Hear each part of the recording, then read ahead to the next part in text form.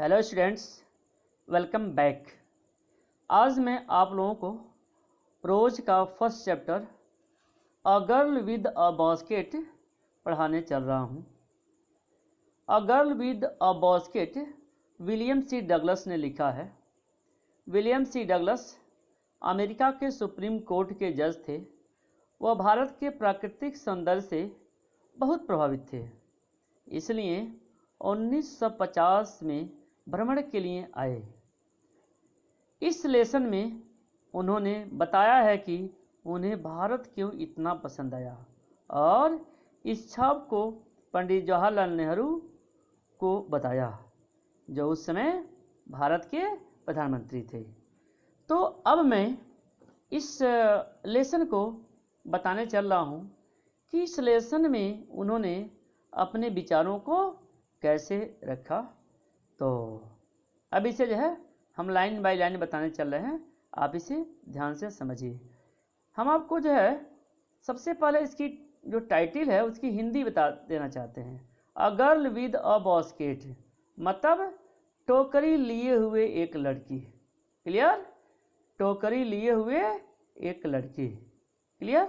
चलिए अब हम आपको जो है लाइन बाय लाइन इसकी मीनिंग बताने चल रहे हैं। आप ध्यान से अपने पास जो किताब है उसे देखेंगे। देखिए, I had left new Delhi for the Himalayas मतलब लेफ्ट, जो लेफ्ट है वह लीव का थर्ड फॉर्म है। क्लियर? तो यहाँ लेफ्ट मीन्स रवाना हुआ। I had left new Delhi for the Himalayas मतलब मैं नई दिल्ली से हिमालय के लिए रवाना हुआ। I was going as far as Bareilly by train and then by car to Ranikhet. I was going as far as Bareilly by train मतलब कह रहे हैं कि मैं बरेली ट्रेन से जा रहा था and then by car to Ranikhet और रानीखेत तक कार से गया। And old British army hill station मतलब एक पुरानी अंग्रेजी सेना की छावनी लोकेटेड स्थित थी ऑन 6000 फुट रीज मतलब 6000 फीट की रीज मीन्स ऊंचाई पर अपोजिट विपरीत 120 माइल्स स्ट्रेच मतलब 120 मील के क्षेत्र में वह फैली थी। अब कवर्ड फैली थी। स्टेज स्नो कैप्ड हिमालयाज जो बर्फ से ढके हुए हिमालय की घटना थी।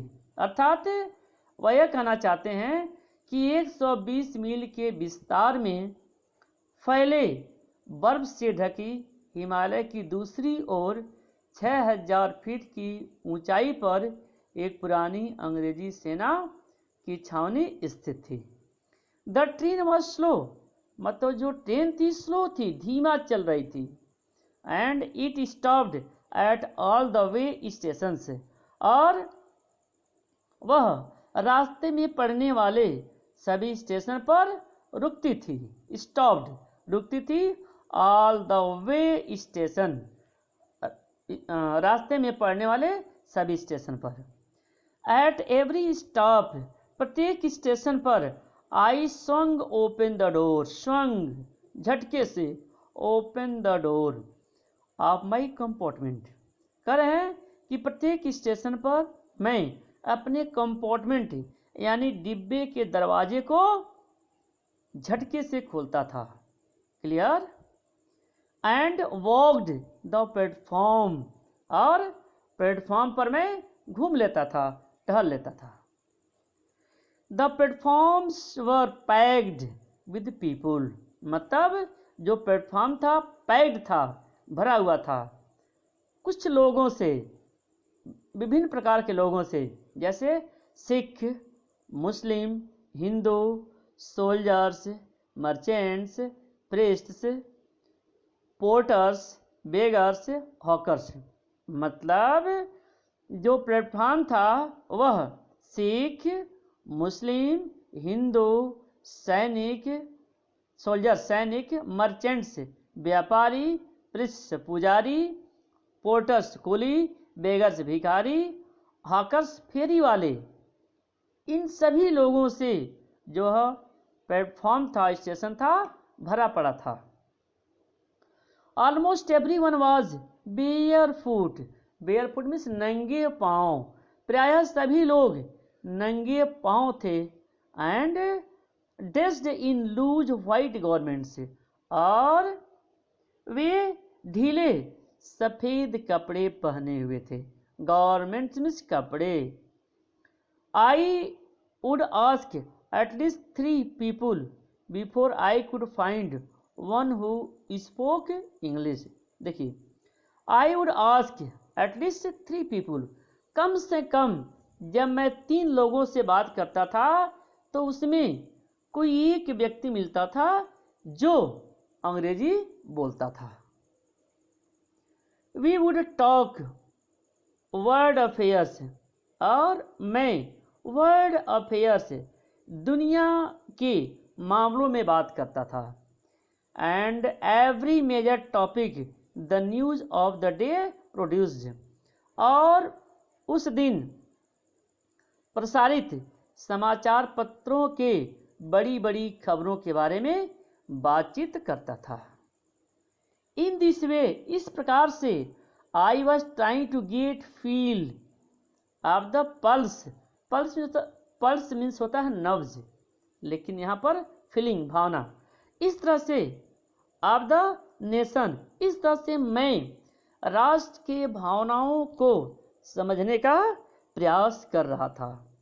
चेकिंग ओपिनियन, और उनके ओपिनियन का, उनके विचारों का परीक्षण कर रहा था। Against official attitudes and reports, जो सरकारी काम के विरुद्ध था। क्लियर? ऑफिशियल एटीट्यूड सरकारी काम के विरुद्ध था, अगेंस्ट, विरुद्ध। The route lay through one of the richest of India's agriculture areas. The route, रास्ता, through of the richest, richest देखिए सुपरलेटिव डिग्री में है, अमीर होता है रिच मीन्स, लेकिन यहाँ रिचेस्ट का सेंस उपजाऊ। ऑफ इंडियाज एग्रीकल्चर एरिया, मतलब जो वह रास्ता था वह भारत के उपजाऊ क्षेत्रों से होकर के जाता था। क्लियर? उपजाऊ क्षेत्रों से होकर जाता था। This was the plain of the upper Ganga, plain means होता है मैदान, ऑफ द अपर गंगा, अर्थात यह ऊपरी गंगा का मैदान था। और 1000 feet above सी लेवल, जो सी लेवल समुद्र सतह से, समुद्र के स्तर से 1000 फीट की ऊंचाई पर था।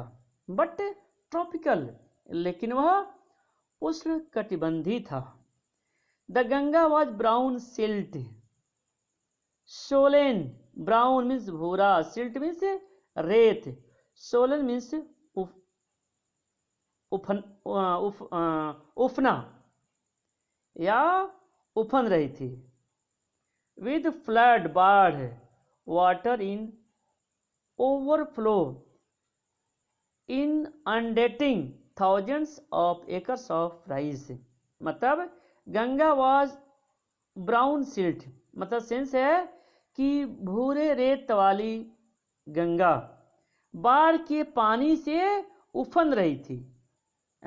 Overflow in inundating thousands of acres of rice, और हजारों, देखिए थाउजेंड्स ऑफ एकर्स मतलब हजारों एकड़ धान की खेती को वह ओवरफ्लो कर दिया था, यानी जलमग्न कर दिया था। क्लियर? आगे देखिए। टू द नॉर्थ वर जंगल, और उसके नॉर्थ में, उत्तर में जंगल थे। ग्रेट एक्सपेंसेस ऑफ ग्रास, जिसमें बड़ी ऊंची ऊंची घासें थीं। हायर देन अ मैन्स हेड, जो आदमी के कद से ज़्यादा ऊंची थी, अर्थात आदमी के सिर से ज़्यादा ऊंची थी, हायर ज़्यादा ऊंची थी।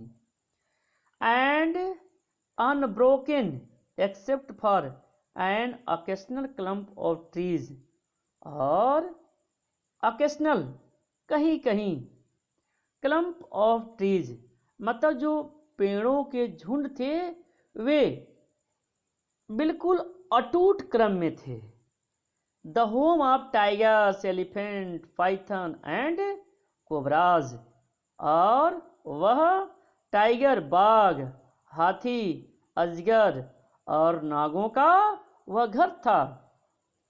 Everywhere is there was flat land, और इसके साथ साथ सभी तरफ फ्लैट लैंड मतलब वहाँ पर सपाट मैदान था, जो running to the horizon, horizon होता है क्षितिज, आपको क्षितिज नहीं पता होगा।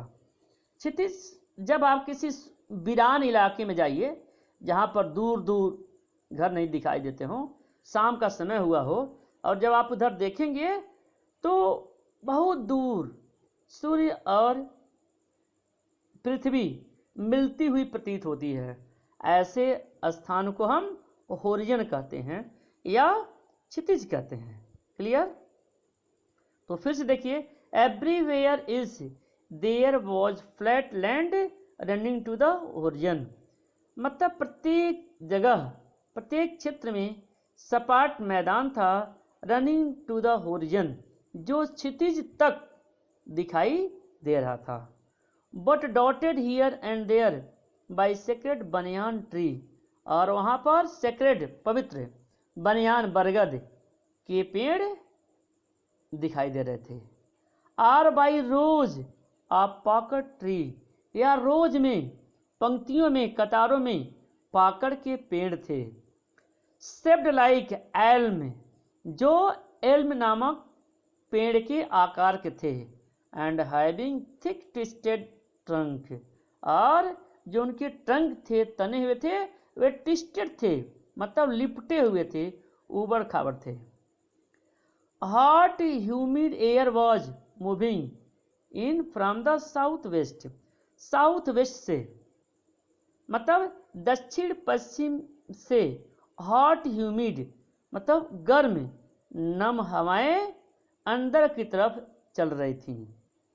मंकीज बंदर, some of them mothers, mothers मतलब बंदरियां।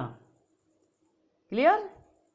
Monkeys some of them mothers with babies clinging, चिपकाए हुए थी, टू देम मतलब वहां पर बंदर और बंदरियां जो अपने बेबीज को, बच्चों को चिपकाए हुए थी। एंड राइडिंग अंडरनीथ, और पेड़ों से नीचे की तरफ वे लटक रही थी।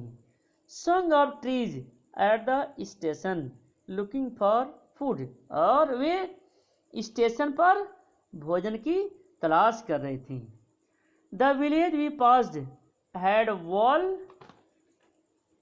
Made of mud mixed with water and cow dung, वह गांव जहां से मैं गुजर रहा था, वहां के जो घर की दीवारें थी वे मिट्टी और गोबर की बनी हुई थी। क्लियर? डंग, डंग मीन्स गोबर। Clear? Their peaked roofs over thatched, मतलब जो उनके पिग थे, जो उनके घर के छत थे, वे नुकीले थे और थैच्ड छप्पर के बने हुए थे। Bundles of grass tied to bamboos pole, bamboo means बांस होता है, स्टैच अक्रॉस द रैप्टर्स, मतलब कहा जा रहा है कि घर के ऊपर बल्लियां लगाई गई थी और बल्लियों के ऊपर बांस लगाए गए थे, और बांस के ऊपर घास के गट्ठर लगाए गए थे और इस तरह से घर बनाए गए थे। The day that pumpkin vines, pumpkin means होता है कद्दू और वाइन्स मीन्स होता है लताएं जो फैली हुई होती हैं। द ग्रीव ओवर देम, मतलब ये कहा जा रहा है कि जो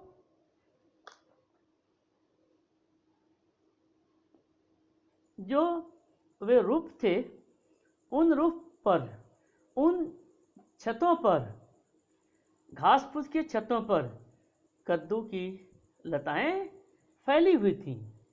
इन ब्लूम, ब्लूम इज खिलना, और उसमें फूल खिले हुए थे। ट्रेलिंग स्टिक्स, ट्रेलिंग लटकी हुई थी, स्टिक्स में धारियां, of yellow over dry walls, dry means भद्दा, अर्थात भद्दे दीवार पर कद्दू की जो लताएं लटकी हुई थीं वे येलो मतलब पीली धारियों के रूप में दिखाई पड़ रहे थे। Clear?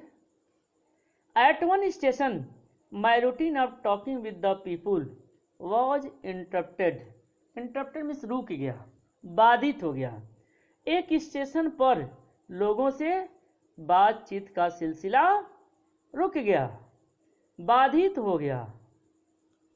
As soon as means जैसे ही, आई एलाइटेड, एलाइटेड, एलाइटेड मीन्स गट डाउन उतरना, जैसे ही मैं उतरा, a group of young children gathered round me, तो छोटे छोटे बच्चों का एक समूह मुझको चारों तरफ से घेर लिया, अर्थात दे वर सेलिंग बास्केट्स, वे टोकरियां बेच रहे थे। हैंड वुवेन हाथ की बनी हुई, रीड बास्केट्स नरकट की बनी हुई, with simple designs and patterns, जिस पर बहुत ही साधारण से डिजाइन और पैटर्न बना हुआ था, नए नए तरह के उस पर आकृतियां बनी हुई थी। दे हेल्ड बास्केट्स हाई, वे अपने टोकरियों को ऊपर उठाए हुए थे।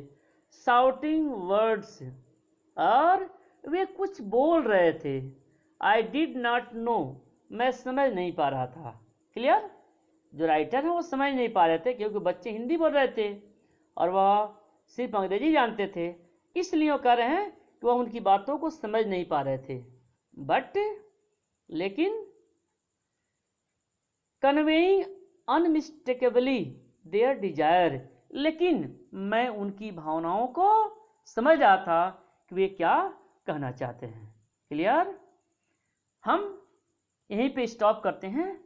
आपको वर्ड्स मीनिंग जानना है, इसका एक्सप्लेनेशन करना है, क्वेश्चन से लिखना है, तो ये सारी बातें हम आपको नेक्स्ट टर्न में बताएंगे। ओके।